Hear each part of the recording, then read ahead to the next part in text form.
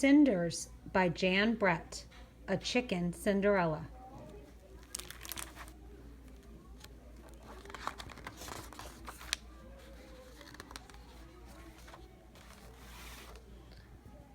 Snow on the outside, feathered friends on the inside.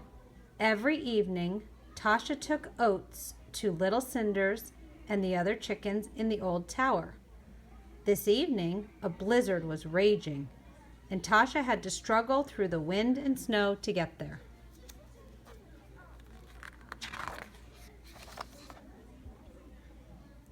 Inside, the old biddy, Largessa, and her daughters, Pecky and Bossy, pushed Cinders out of the way and ate up the oats before Cinders had any. She hid under the wood stove until Tasha lifted her gently onto her lap and fed her. After all the chickens were cared for, Tasha tried to leave, but snow had piled up against the door. Her father was traveling and wouldn't be home until the next day, so she curled up near the warm stove. As soon as Tasha fell asleep, a warm glow filled the room, and the hen house came to life.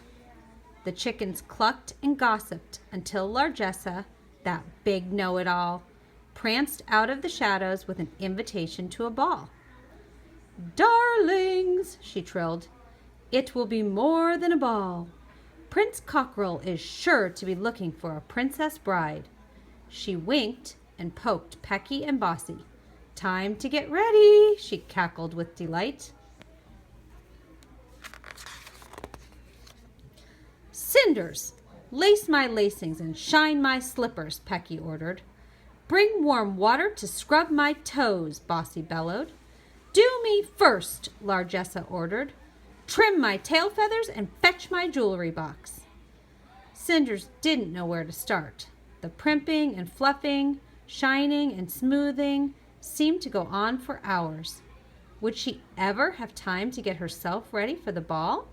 What would she wear? She began to wonder if she could even go.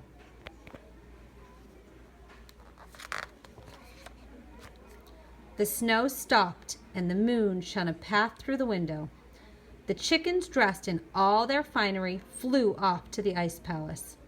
All except Cinders. She looked down at her wet feathers and frayed wingtips and started to cry. Suddenly, the log in the stove flared. Into the light flew a beautiful silky hen Cinders had never seen before. "I'm here to get you ready for the ball," the silky promised, and she brushed Cinders with her wand.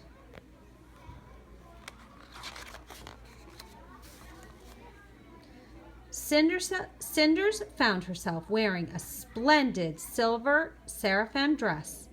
Where ashes had covered her feathers, a silver sheen sparkled.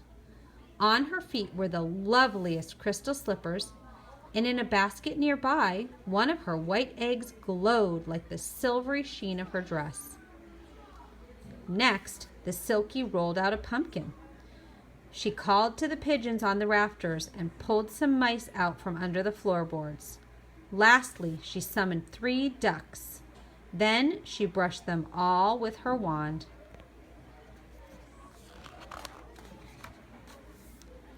The pumpkin became a fine sleigh.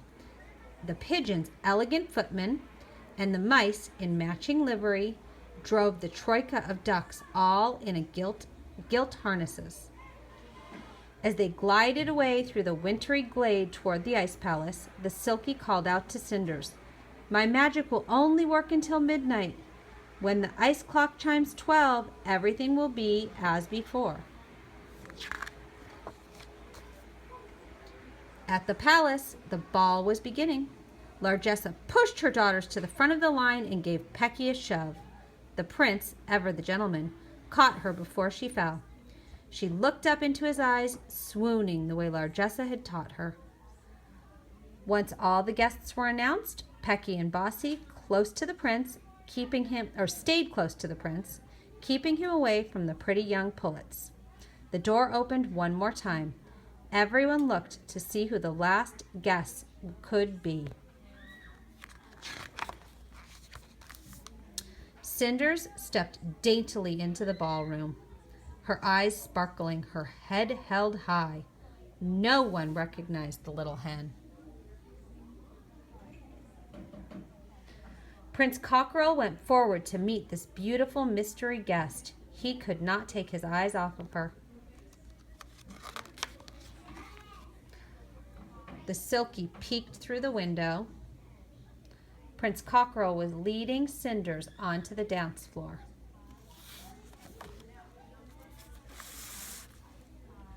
The prince never left her for a moment. When he crowed, she cooed.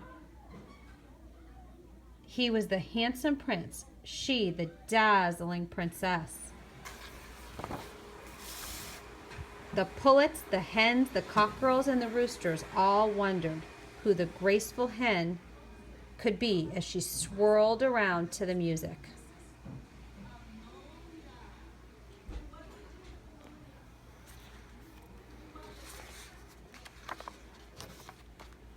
The hour grew late.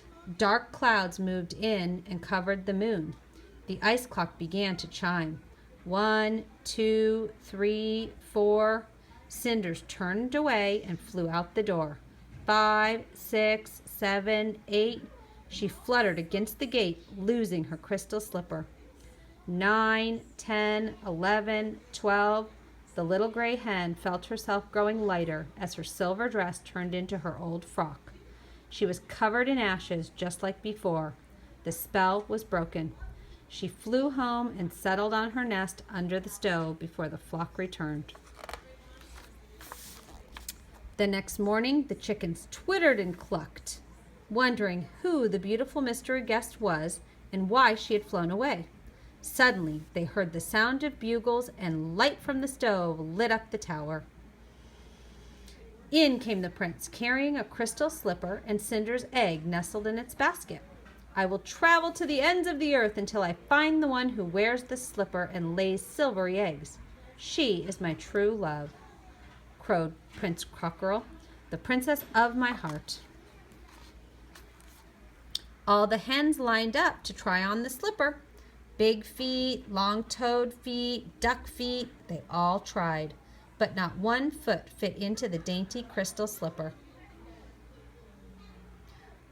When Pecky jammed her foot in, her toes buckled under and she went off in a huff.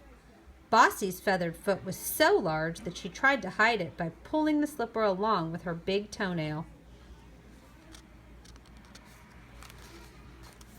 The prince looked in each of the nesting boxes. He saw brown eggs, tinted eggs, speckled eggs, but not one white silvery egg. As he was turning to leave, a luminous glow in a pile of straw under the stove caught his eye. Then he saw Cinders and beckoned her out from her nest. She looked up at the prince, and he stared into the eyes of his lady love. He knelt down and slipped the crystal slipper onto her foot. The prince had found his princess at last. Outside, bells rang as a sleigh arrived at the tower. Tasha's father flung open the door, awakening his sleeping daughter.